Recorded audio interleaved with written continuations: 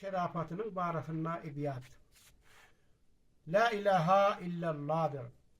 Arşın yüzüne yazılan la ilahe illallah'dır. Müminin diline aydılan o la ilahe illallah'dır.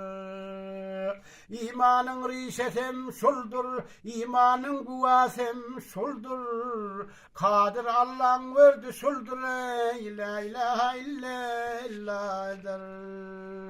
Emme mahlukatlar diline, insan cinden kalbine yazılan arşın yüzüne la ilahe illallah'dır. Kelime-i dine girecek, fazla inayetler görecek, yüreğin karasını alacak, la ilahe illallah'dır.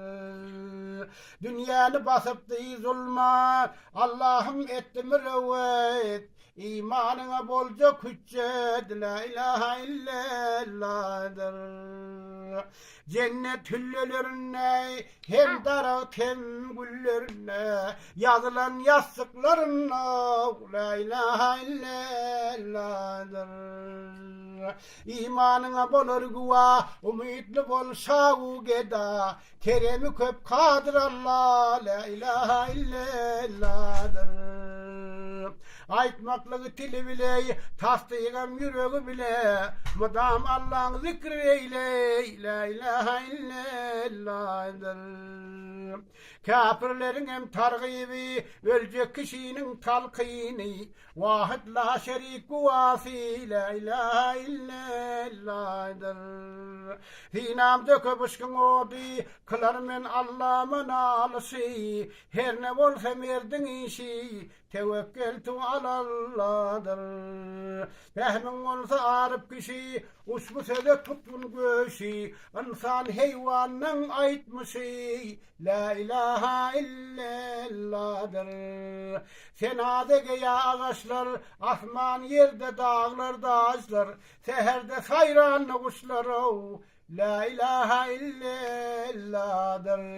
Dili la ilahe illallah'dır. Eğer olsa zulmün misyar, rahmetinden umidim var. La taknatu ayetinde eser var, keremin rahmet Allah'dır. Takıdır kevser levinne, ona ümmet cümlevende, barça peygamber içinde, hak dostum Resulallah'dır. Peygamber oldu yaran, Ebu Bekir, Ömer, Osman, biri Alşay Merdan, biradı Esedullah'dır.